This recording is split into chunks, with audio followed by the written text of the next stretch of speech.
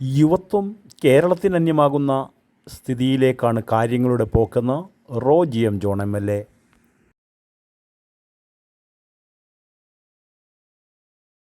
10 വർഷം കഴിഞ്ഞാൽ സ്കൂൾ വിദ്യാർത്ഥികളും 40 വയസ്സിന് മുകളിൽ പ്രായമുള്ളവരും മാത്രമായി നമ്മുടെ നാട് മാറുമെന്ന് റോജി എം ജോൺ MLA.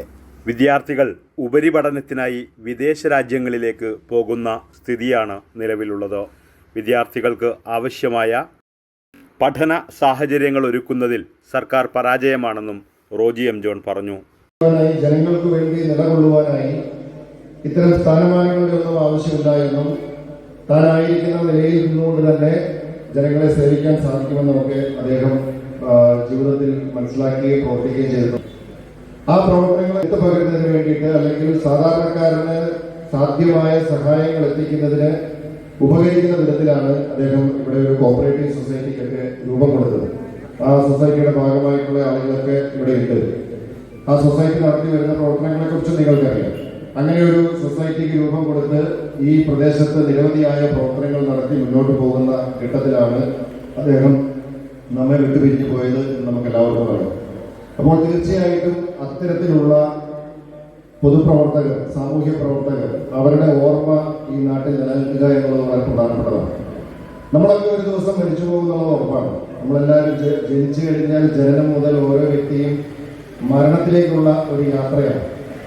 ചിലരെ സംബന്ധിച്ചിടത്തോളം ആ യാത്ര വളരെ ദൈർഘ്യമേറിയതായിരിക്കും, ചിലരെ സംബന്ധിച്ചിടത്തോളം ആ യാത്ര പെട്ടെന്ന് അവസാനിക്കും. എന്തായാലും നമ്മളെല്ലാവരും ആ യാത്രയിലാണ്. നമുക്ക് എന്നാണ് നമുക്ക് ആ യാത്ര അവസാനിപ്പിക്കേണ്ടി വരിക എന്ന് നമുക്ക് ആർക്കും അറിയില്ല. ആ യാത്രയില് മരണത്തിന് ശേഷം ആ യാത്ര അവസാനിച്ചു കഴിയുമ്പോൾ എത്രയോ ആളുകൾ നമ്മുടെ ചുറ്റുവട്ടത്ത് മരണപ്പെട്ടു പോകുന്നു. ഓരോ ദിവസവും മരണപ്പെട്ടു പോകുന്നു. ആ മരണപ്പെടുന്ന ആളുകളെ ചില ആളുകളെയൊക്കെ അയൽവക്കക്കാരൊക്കെ ഒരാഴ്ച കഴിഞ്ഞാൽ മറക്കും.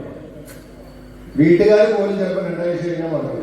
വീട്ടുകാർ പോലും മറ്റേ തിരക്കുകളിലൊക്കെ ആയി. മക്കള് എവിടെ ജോലിക്ക് അല്ലെങ്കിൽ എവിടെയെങ്കിലും ജോലി ചെയ്യുന്ന ആളുകളാണെങ്കിൽ ലീവൊക്കെ കഴിഞ്ഞാൽ തിരിച്ച് ജോലിയിൽ പ്രവേശിക്കും.